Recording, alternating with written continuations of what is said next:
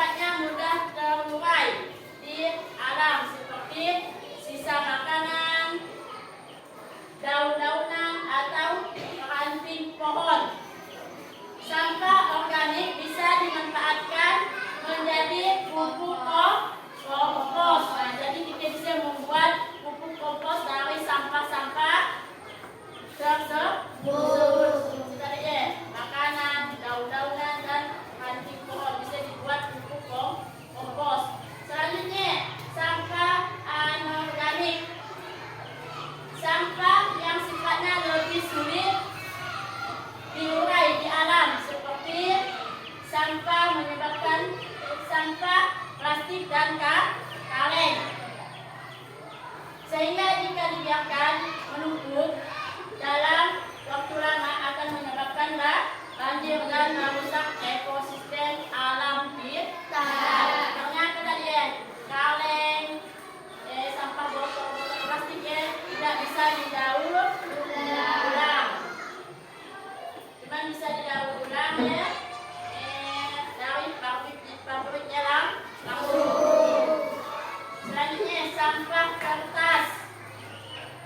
Sampah yang berasal dari kertas yang tidak terpakai. Sampah juga bisa didaur ulang kembali seperti sampah kertas, sampah karton. Selanjutnya kertas origami, potongan kertas. Dia bisa didaur ulang. Dia jenis ketiga sampah. Baik, selanjutnya penumpukan sampah ada tiga. Yang pertama apa? Putri, silakan. Lingkungan menjadi kotor dan membuat tidak betah berada di lingkungan tersebut. Nah, yang pertama ya lingkungan kita menjadi kotor. Jadi kita jangan betah berada di lingkungan yang kotor. Siapa yang betah berada di lingkungan kotor? Nah, tidak ada kan? Tidak, karena apa? Tidak betah di lingkungan yang kotor. Selanjutnya yang kedua, Torik, apa yang kedua? Lingkungan menjadi tidak sehat,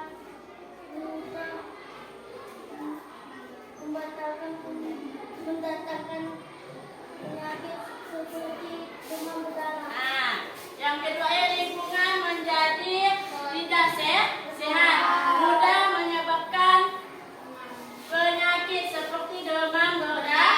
Nah, lingkungan kita ya dari kotor jadi tidak sehat dapat menyebabkan demam berdarah.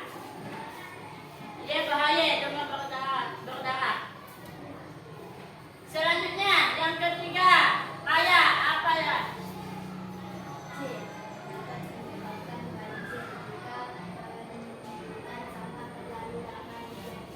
Dapat menyebabkan banjir apabila penumpukan sampah sudah banyak.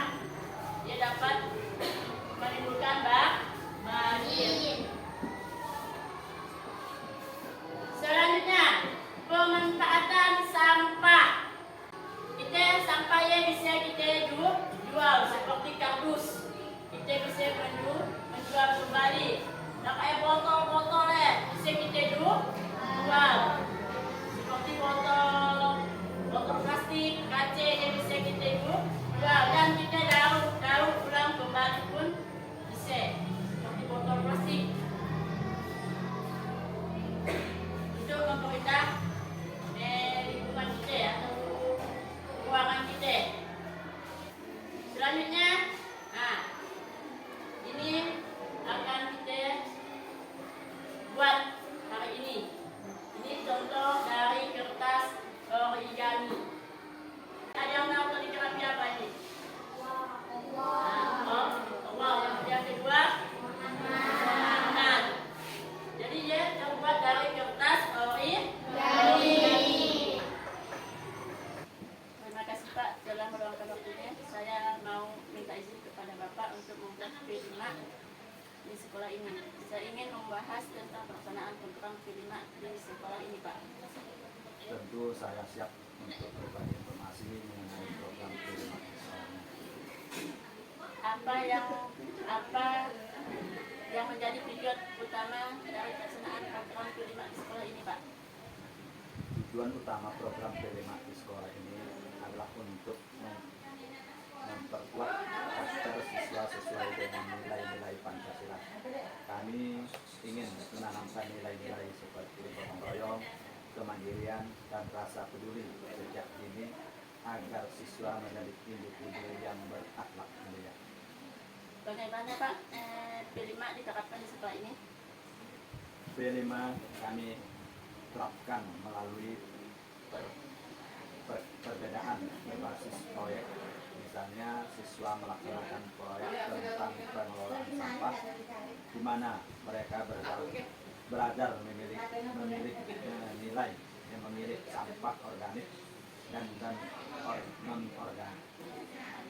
Apa tema proyek P5 yang diangkat di sekolah ini, Pak? Untuk semester 2 tema gaya hidup berkelanjutan.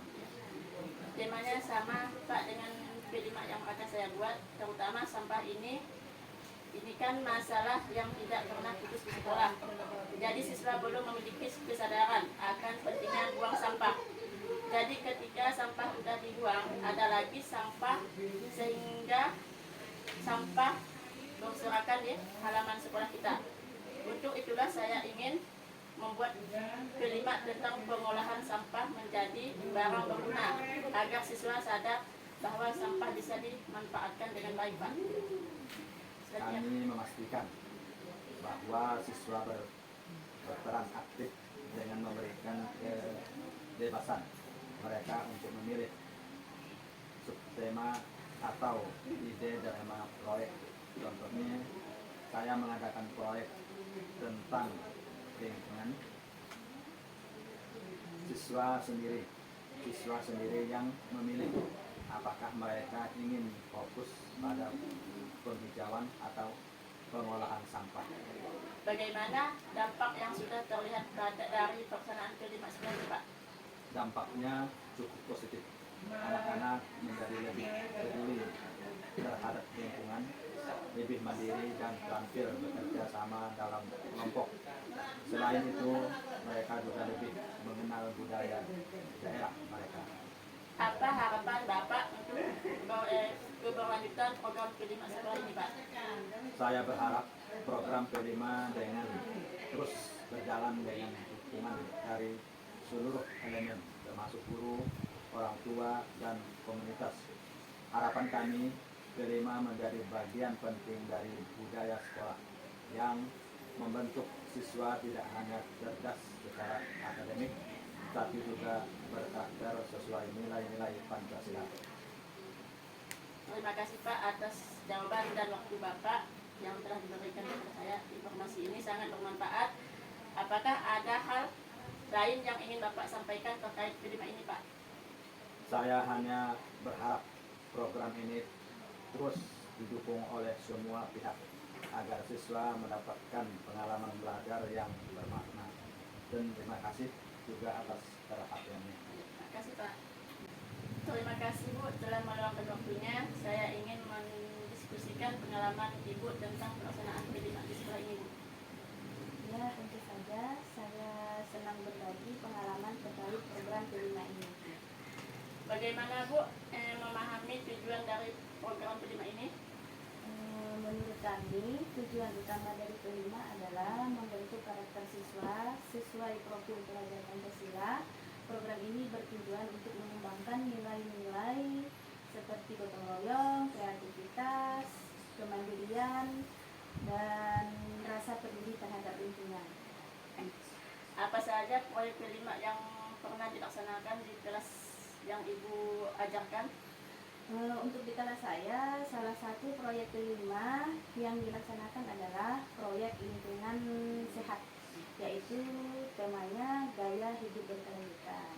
Jadi anak-anak belajar tentang daur ulang seperti sampah.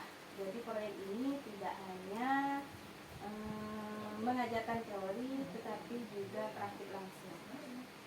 Apa metode yang yang Ibu gunakan untuk melibatkan siswa dalam proyek kelima ini, Bu? Dalam kegiatan ini, saya membagi siswa menjadi beberapa kelompok kecil untuk bekerja sama sehingga semua anak terlibat dengan aktif. Apa tantangan yang Ibu hadapi dalam melaksanakan kelima ini, Bu? Salah satu tantangannya adalah keterbatasan waktu, karena kami harus mengintegrasikan P5 dengan kurikulum akademik. Selain itu, beberapa siswa membutuhkan bimbingan lebih karena usia mereka yang masih muda. Apa dampak positif yang sudah terlihat dari pelaksanaan kelima di kelas Ibu? Anak-anak lebih percaya diri, aktif dalam menyampaikan ide.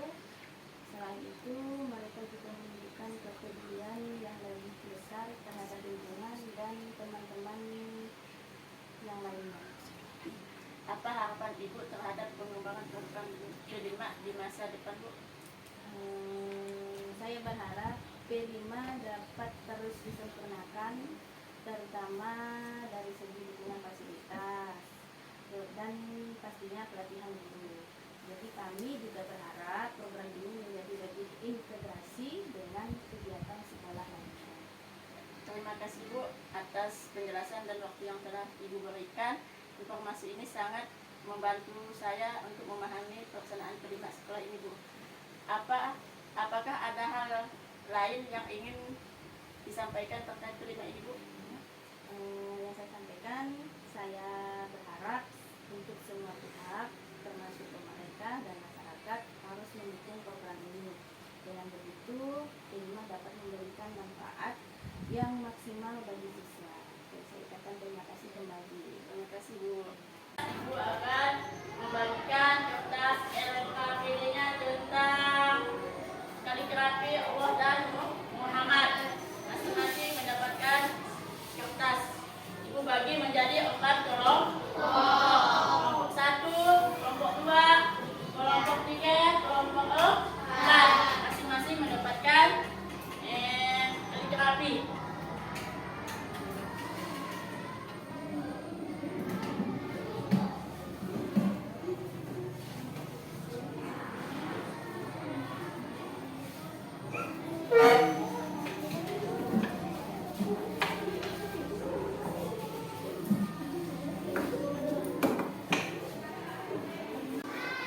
Silakan kertas origaminya digunting kecil-kecil.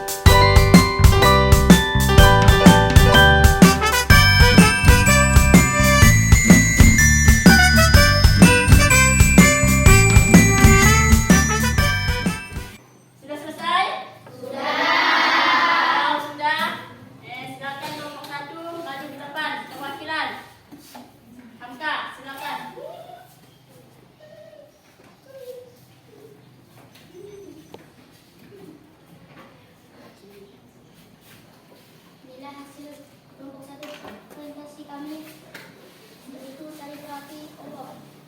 Ya, kita beri aplaus kepada kelompok 1. Dikumpulkan dalam titik langsung nilainya. Kelompok 2, perwakilan.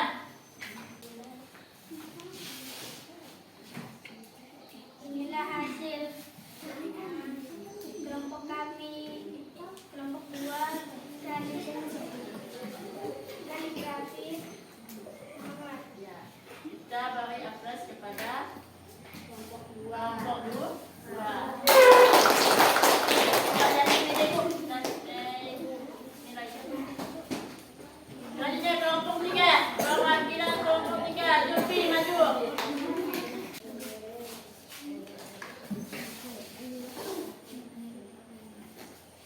Inilah hasil kaligrafi kami Allah. Itu Allah. Kelompok Ya, kita beri aplaus kepada kelompok 3 yaitu kaligrafi Allah. Kelompok 4. Tarik, silakan perwakilan kelompok 4. inilah hasil kaligrafi kami kelompok 4 yaitu Muhammad. Ya, kita beri aplaus kepada kelompok 4.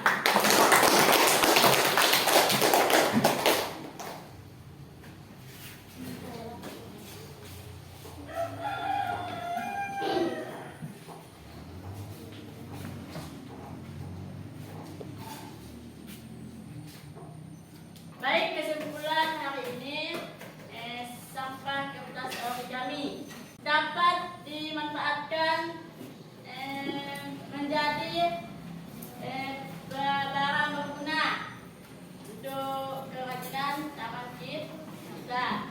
Selanjutnya yaitu tentang moderasi beragama. Yaitu moderasi beragama mengajarkan bahwa kita harus menjaga lingkungan bagian dari Islam atau agama kita. Contohnya kita menjaga bumi kita sekarang ini. Ya, kalau sudah selesai, sekarang kalian kelompok 1 sampai kelompok 4 ditempel ke dinding hasil kaligrafinya. Silakan ditempel ke dinding hasil kaligrafinya. Ya, kelompok 2. Kelompok 3.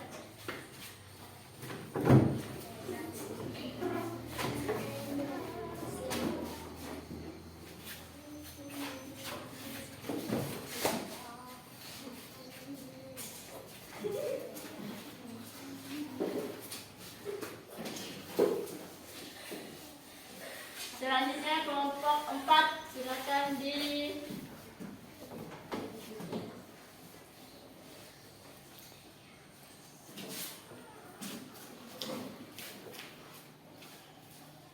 ya.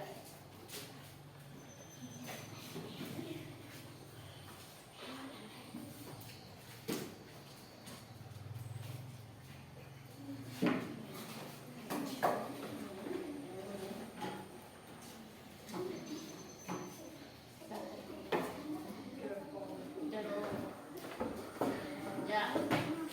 Kelompok 1, kelompok 2, kelompok 3 dan kelompok 4.